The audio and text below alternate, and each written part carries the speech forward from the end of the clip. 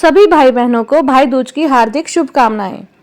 भाई दूज का पावन पर्व भाई बहन के पवित्र रिश्ते और स्नेह का प्रतीक है। भाई दूज का पर्व कार्तिक मास के शुक्ल पक्ष की द्वितीय तिथि को मनाया जाता है। इस मौके पर बहनें अपने भाई को तिलक लगाकर उनकी लंबी आयु और सुख समृद्धि की कामना करती हैं। वहीं भाई शगुन के रूप में बहन को उपहार भेंट करते हैं। भाई दूज के दिन भाई दूज की कथा का श्रवण अवश्य करना चाहिए। इससे भाई बहन के जीवन में आने वाली बाधाओं का नाश होता है। तो आइए सुनते हैं भाई दूज की पौराणिक कथा। सूर्य की पत्नी संध्या से 2 संतानें थीं, पुत्र यमराज और पुत्री यमुना। संध्या सूर्य का तेज सहन न करने के कारण अपनी छाया मूर्ति का निर्माण करके उन्हें ही अपनी पुत्र और पुत्री सौंपकर वहां से चली गई। छाया को यम और यमुना से अत्यधिक लगाव तो नहीं था, किंतु यमुना अपने भाई यमराज जी से बड़ा स्नेह करती थी। यमुना अपने भाई यमराज के यहाँ प्राय जाया करती और उनके सुख दुख की बातें पूछा करती। तब यमुना यमराज को अपने घर पर आने के लिए भी आमंत्रित किया करती, किंतु व्यवस्था और अत्यधिक दायित्व के कारण वे उनके घर नहीं जा पाते थे। एक बार कार्तिक मास के शुक्ल पक्ष की द्वितीय तिथि को यमराज अपनी बहन यमुना के घर अचानक जा पहुंचे। बहन के घर जाते समय यमराज ने नरक में निवास करने वाले जीवों को मुक्त कर दिया। बहन यमुना ने अपने भाई का बड़ा आदर सत्कार किया, तरह तरह के व्यंजन बनाकर उन्हें भोजन कराया और मस्तक पर तिलक भी लगाया। जब यमराज वहां से चलने लगे तो उन्होंने यमुना से कोई भी मनवांछित वर मांगने को कहा। यमुना ने उनके आग्रह को देखकर कहा, भैया यदि आप मुझे वर देना ही चाहते हैं तो यही वर दीजिए कि आज के दिन प्रतिवर्ष आप मेरे यहाँ आया करेंगे और मेरा आतिथ्य स्वीकार करेंगे। और इसी प्रकार आज के दिन जो भाई अपनी बहन के घर जाकर उसका आतिथ्य स्वीकार करे और इस दिन जो भी बहन अपने भाई को टीका करके भोजन कराए उसे आपका भय ना रहे। इसी के साथ उन्होंने यह भी वरदान दिया कि यदि इस दिन भाई बहन यमुना नदी में डुबकी लगाएंगे तो वे यमराज के प्रकोप से बचे रहेंगे। यमुना जी की प्रार्थना को यमराज जी ने स्वीकार कर लिया। तभी से बहन भाई का यह पावन त्योहार मनाया जाने लगा। भाई दूज त्योहार का मुख्य उद्देश्य भाई बहन के मध्य सद्भावना, एक दूसरे के प्रति निष्कपट प्रेम को प्रोत्साहित करना है। भैया दूज के दिन ही 5 दिनों तक चलने वाले दीपावली महापर्व का समापन भी हो जाता है। अब सुनिए भाई दूज की दूसरी कहानी। एक बार एक बुढ़िया माई थी जिनके 7 बेटे और 1 बेटी थी। बेटी का विवाह हो चुका था। जब बूढ़ी माई के बेटों की शादी का नंबर आता तो फेरों के समय एक नाग आता और उसके बेटे को डस लेता। बेटे की वहीं मंडप में मृत्यु हो जाती और बहू विधवा हो जाती। इस तरह बूढ़ी माई के 6 बेटे मर गए। 7वें का विवाह होना बाकी था। इस तरह अपने बेटों के मर जाने से बुढ़िया माई रो रोकर अंधी हो गई। भाई दूज का पर्व आने को हुआ तो भाई ने कहा, माँ मैं अपनी बहन से तिलक कराने जाऊंगा। माँ ने कहा ठीक है। उधर जब बहन को पता चला कि उसका भाई उसके घर आ रहा है तो वह खुशी से पागल होकर पड़ोसन के घर गई और पूछने लगी कि जब बहुत प्यारा भाई घर आए तो क्या बनाना चाहिए। पड़ोसन उसकी खुशी को देखकर जल भुन गई और कहने लगी, दूध से रसोई को लीप लेना और घी में चावल पका लेना। बहन ने पड़ोसन के कहे अनुसार ऐसा ही किया। उधर भाई जब अपनी बहन के घर आ रहा था तो उसे रास्ते में एक सांप मिला और उसे डसने को हुआ तो भाई कहने लगा, अरे भाई तुम मुझे क्यों डस रहे हो। सांप बोला, मैं तुम्हारा काल हूँ और आज मुझे तुमको डसना है।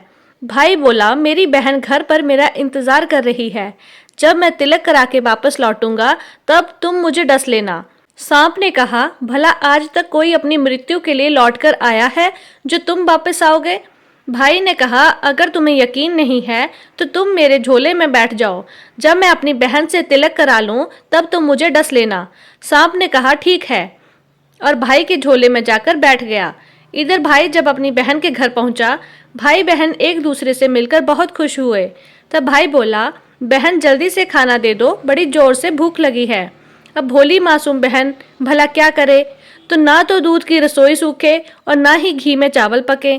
भाई ने पूछा, बहन इतनी देर क्यों लग रही है, तुम क्या पका रही हो जिसमें इतना समय लग रहा है। तब बहन ने बताया कि उसने ऐसे ऐसे किया है। अपनी पड़ोसन वाली बात भी बहन ने अपने भाई को बता दी।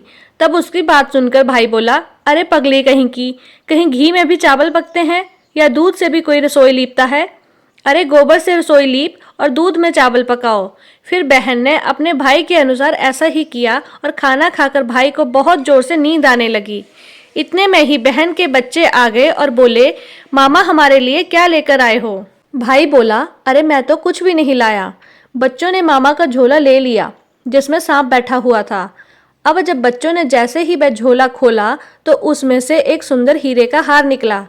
बहन ने कहा, भैया तुमने बताया ही नहीं, तुम मेरे लिए इतना सुंदर हार लेकर आए हो। भाई बोला, जिसे हैरानी तो हुई फिर भी कहने लगा, अच्छा बहना, तुम्हें पसंद है तो तुम ही ले लो, मुझे भला हार का क्या करना। अगले दिन भाई अपनी बहन से बोला, बहन अब मुझे घर जाना है, मेरे लिए तुम खाना बनाकर रख दो। बहन ने अपने भाई के लिए लड्डू बनाकर एक डिब्बे में रख दिए। भाई कुछ दूर जाकर थक कर एक पेड़ के नीचे सो गया। उधर घर में बहन के बच्चे जब भूख लगने लगी तो माँ से कहा कि माँ खाना दे दो। माँ ने कहा, खाना बनने में अभी देर है। तो बच्चे बोले, जो तुमने मामा जी को बनाकर दिया था वही दे दो। तो बहन बोली कि लड्डू बनाने के लिए बाजरा पीसा था, वही बचा पड़ा है, चक्की में जाकर खा लो। जब बच्चों ने वहां जाकर देखा तो चक्की में तो बाजरे की जगह सांप की हड्डियां पड़ी हुई थी। यह बात उन्होंने भागकर माँ को आकर बताई तो वह बावली सी होकर बड़ी बेचैन होकर अपने भाई के पीछे पीछे भागी। रास्ते भर में लोगों से पूछती जाती, अरे किसी ने मेरा गैल बाटोई देखा? अरे किसी ने मेरा भाई को इधर से जाते हुए देखा क्या? तब एक ने बताया कि कोई लेटा तो है पेड़ के नीचे, जाओ देख लो कहीं वह तुम्हारा भाई ही ना हो। बहन भागी पेड़ के नीचे पहुंच गई। उसने अपने भाई को नींद से उठाया और पूछा, भैया कहीं तुमने मेरे लड्डू तो नहीं खा लिए? भाई बोला, ये लो तेरे लड्डू नहीं खाए, ले दे के लड्डू ही तो दिए थे। उसके भी पीछे पीछे आ गई। बहन बोली, नहीं भाई तुम झूठ बोल रहे हो, तुमने जरूर लड्डू खाए हैं, अब तो मैं तुम्हारे साथ ही चलूंगी। भाई बोला, अच्छा तू नहीं मान रही है तो फिर चल। चलते चलते रास्ते में बहन को प्यास लगने लगी तो उसने भाई से कहा, भैया मुझे पानी पीना है। भाई बोला, अब मैं यहाँ तेरे लिए पानी कहाँ से लेकर आऊं?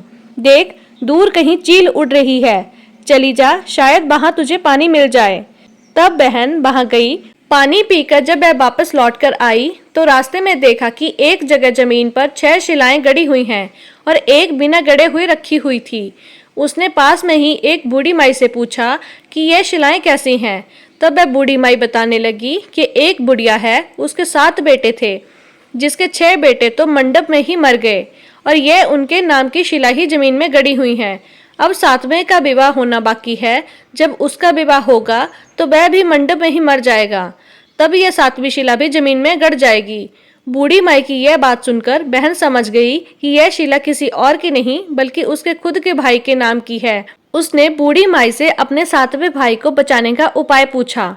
बूढ़ी माई ने उसे बतला दिया कि वह अपने 7वें भाई को कैसे बचा सकती है। बूढ़ी माई से सारा उपाय जानकर बहन अपने बाल खुले करके पागलों की तरह से अपने भाई को गालियां देते हुए वहां से चलने लगी।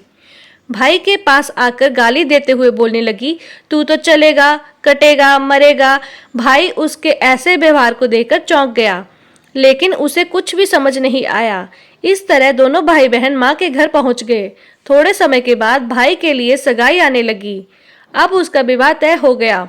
जब भाई को सेहरा पहनाने लगे तो वह बोली, अरे इसको क्यों सेहरा बंधेगा?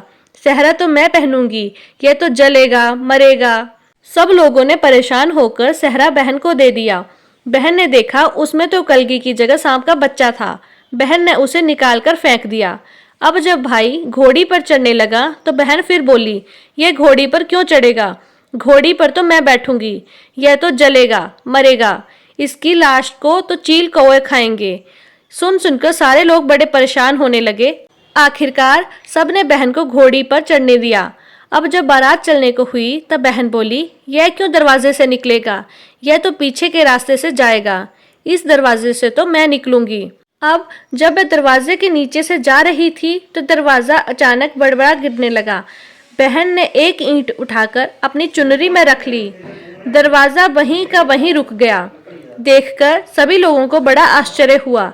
अब रास्ते में एक जगह बारात रुकी तो भाई को एक पीपल के पेड़ के नीचे खड़ा कर दिया। बहन कहने लगी, अरे यह क्यों छाव में खड़ा होगा, यह तो धूप में खड़ा होगा, छाव में तो मैं खड़ी होंगी। जा तू धूप में खड़ा हो। भाई धूप में खड़ा हो गया। अब जैसे ही बहन पेड़ के नीचे खड़ी हुई, पेड़ गिरने लगा। बहन ने एक पत्ता तोड़कर अपनी चुनरी में रख लिया तो गिरता हुआ वह पेड़ वहीं रुक गया। अब तो सबको विश्वास हो गया कि यह बावली कोई जादू टोना सीख कर आई है जो बार बार अपने भाई की रक्षा कर रही है। ऐसा करते करते फेरों का समय आ गया। जब दुल्हन आई तो उसने दुल्हन के कान में कहा, अब तक तो मैंने तेरे पति को बचा लिया, अब तू ही अपने पति के साथ साथ अपने मरे हुए जेठों को बचा सकती है। फेरों के समय एक नाग आया और जैसे ही दूल्हे को डसने लगा, दुल्हन ने उसे एक लोटे में भरकर ऊपर से प्लेट से बंद कर दिया। थोड़ी देर के बाद नागिन लहर लहर करती आई, दुल्हन से बोली, तू मेरा पति छोड़। दुल्हन बोली, पहले तू मेरा पति छोड़। नागिन बोली, ठीक है, जा, मैंने तेरा पति छोड़ा। दुल्हन ने कहा, ऐसा नहीं, पहले 3 बार बोल। नागिन ने 3 बार बोला, फिर बोली, अच्छा ठीक है, अब तू मेरे पति को छोड़। दुल्हन बोली, मेरे पति से क्या होगा, हंसने बोलने के लिए जेठ भी तो चाहिए, एक जेठ भी छोड़। नागिन ने जेठ के भी प्राण दे दिए। फिर दुल्हन ने कहा, एक जेठ से लड़ाई हो गई तो एक और जेठ वह विदेश चला गया तो तीसरा जेठ भी छोड़। इस तरह करके दुल्हन ने अपने 6 जेठ जीवित करा लिए। उधर घर पर रो रो कर बूढ़ी माई का बुरा हाल था। वह घर बैठकर रोती जाती और सोचती जाती कि अब तो मेरा 7वां बेटा भी मर जाएगा। गांव वालों ने तभी उसे बताया कि उसके तो 7 बेटा और बहुएं भी साथ में चली आ रही हैं और बारात भी आ रही है दुल्हन को लेकर। तो बूढ़ी माई बोली, अगर यह बात सच है तो मेरी आंखों की रोशनी वापस आ जाए और मेरे सीने में दूध की धार बहने लगे। ऐसा ही हुआ। अपने सारे बहू बेटों को देखकर बूढ़ी माई तो बहुत खुश हुई। फिर बोली, यह सब तो मेरी बावली का किया हुआ है, कहाँ है मेरी बेटी। अब सब बहन को ढूंढने लगे तो देखा तो वह भूसे की कोठरी में सो रही थी। जब उसे पता चला कि उसका भाई सही सलामत है, यह सुनकर वह अपने घर को चलने लगी। उसके पीछे पीछे सारी लक्ष्मी भी जाने लगी। बूढ़ी माई ने कहा, बेटी पीछे मुड़ के देख तो, तू तो सारी लक्ष्मी ले जाएगी, तो तेरी भाई भाभी क्या खाएंगे। जब बहन ने पीछे मुड़कर देखा तो कहने लगी, जो माँ ने अपने हाथ से दिया वह मेरे साथ चल, बाकी का भाई और भाभी के पास रहे। इस तरह से एक बहन ने अपने भाई की रक्षा की। अगर आपको यह जानकारी पसंद आई हो तो इस वीडियो को लाइक करें और हमारे चैनल को सब्सक्राइब करना ना भूलें। धन्यवाद।